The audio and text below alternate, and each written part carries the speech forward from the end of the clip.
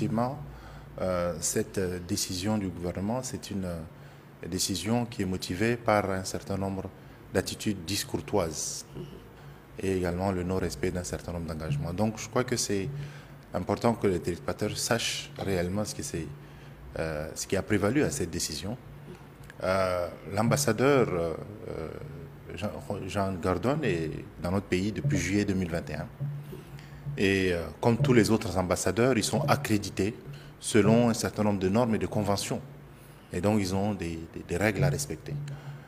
Cependant, depuis quelque temps, malheureusement, l'ambassadeur sort de son droit de réserve. Et dans le cadre des discussions, de rencontres, fait des émissions dans le cadre de la politique intérieure du Tchad, ce qui n'est pas acceptable. Dans les us et coutumes, conformément à la Convention de Vienne, qui régit les règles diplomatiques, un ambassadeur a un droit de réserve. Il a la liberté de penser ce qu'il veut, mais ses propos l'engagent et à travers ce qui s'est dit en termes qui vont dans le sens de la division du Tchad, dans le sens également de remise en cause de la cohésion, de la paix sociale. Je crois que ce sont des propos qui étaient inacceptables pour le gouvernement tchadien. Et c'est la raison pour laquelle, principalement, cette mesure qui a été prise, eu égard à des propos répétés de l'ambassadeur, malgré les mises en garde qui risquaient de fragiliser encore notre paix intérieure. Et donc, il a fallu prendre cette décision-là pour que nous puissions être en harmonie avec nous-mêmes et vis-à-vis de la politique également étrangère du Tchad. Aucun ambassadeur tchadien ne serait permis de pouvoir dire un mot de travers sur une politique intérieure, que ce soit en France, que ce soit en Allemagne.